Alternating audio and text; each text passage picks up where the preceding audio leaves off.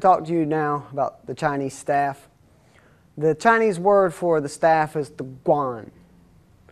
The guan was a weapon that was very practical in use.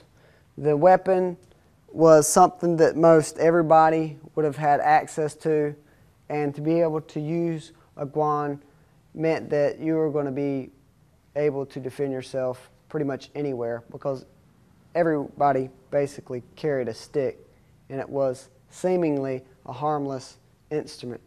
Unlike the Japanese, is typically a softer wood. The wood that I'm using here is called rattan. As you can see, it bends.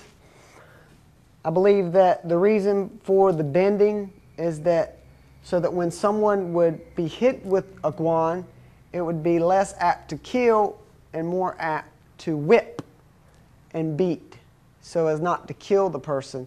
The guan was developed by monks as a weapon, and the monks were very concerned about not killing, so they would use weapons similar to this. The Chinese guan does give you a whipping action, as you can see.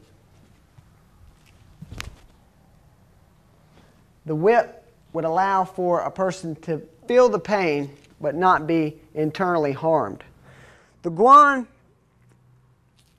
is broken down into three sections, similar to the Japanese bow. The Japanese call their staff a bow, and their bow is broken down into sections like this.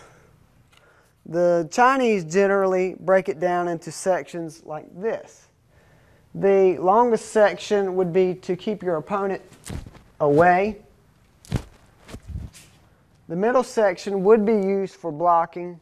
The smaller section would be used for bracing, so that most of your attack would be away from you.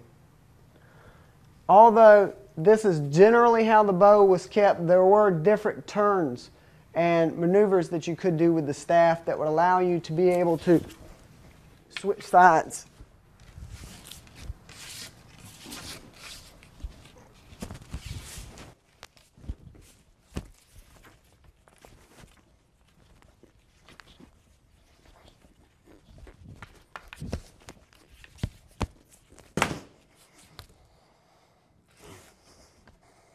Chinese staff.